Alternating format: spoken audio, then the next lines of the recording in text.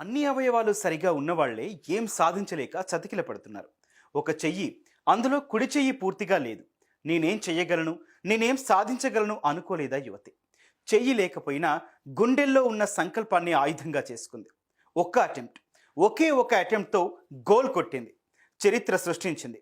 ఎవరామె, ఏమా కథ?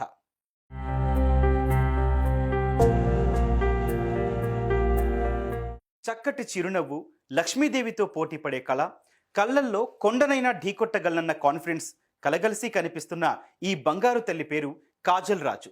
కేరళ రాష్ట్రం మలబార్ జిల్లాకు చెందిన ఈ యువతి పుట్టుకతోనే ఒక చెయ్యి పూర్తిగా ఏర్పడకుండా భూమి మీద అడుగుపెట్టింది.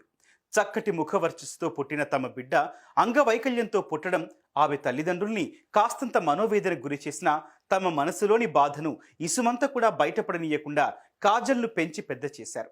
ఒక చెయ్యి లేకుండా ఆమెకు జన్మను ప్రసాదించిన దేవుడు ఆమె బుర్రలో మాత్రం కొండంత తెలివిని, దానికి మించిన ఆత్మవిశ్వాసాన్ని పోస్ట్ చేశాడు. అందుకేనేమో స్కూల్లో కాజల్ ప్రతి క్లాస్లో ఫస్ట్ క్లాస్ స్టూడెంట్గా నిలిచింది. 11వ తరగతిలో సైతం అదే ఒరవడితో ముందుకు కదిలింది. కాజల్ అంటే కామన్ స్టూడెంట్ కాదు, ఆమె కలం కత్తి కంటే పదును అనిపించుకుంది.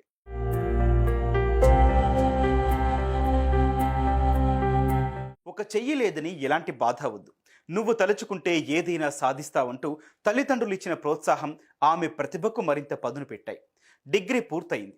కాజల్లో ఏదో ప్రత్యేకత ఉంది. ఆమె ఎడమ చేతి రాత ఏకంగా సివిల్స్ ఎగ్జామ్ను గురిపెట్టింది. సివిల్స్ సక్సెస్ అయిన వాళ్ళ స్ట్రాటజీని పరిశీలించింది.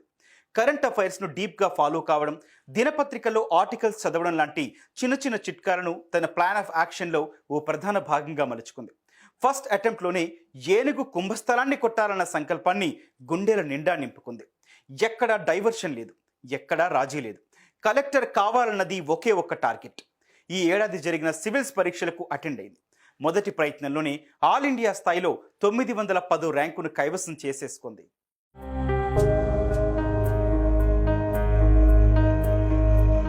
సామాజికంగా తలెత్తే ప్రతి పరిణామం మీద, ప్రతి సమస్య మీద, ఆ పరిణామంతో ప్రభావితమయ్యే వారిలో, ఆ సమస్యతో సతమతమయ్యే వారిలో తనే ఉంటే అన్న కోణంలో ఆమె విశ్లేషణ జరిగేది.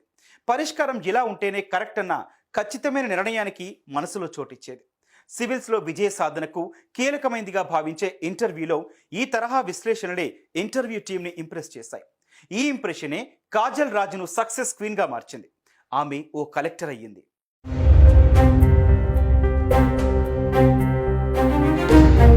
మనిషి మెదడు ఓ ఖాళీ హార్డ్ డిస్క్ లాంటిది.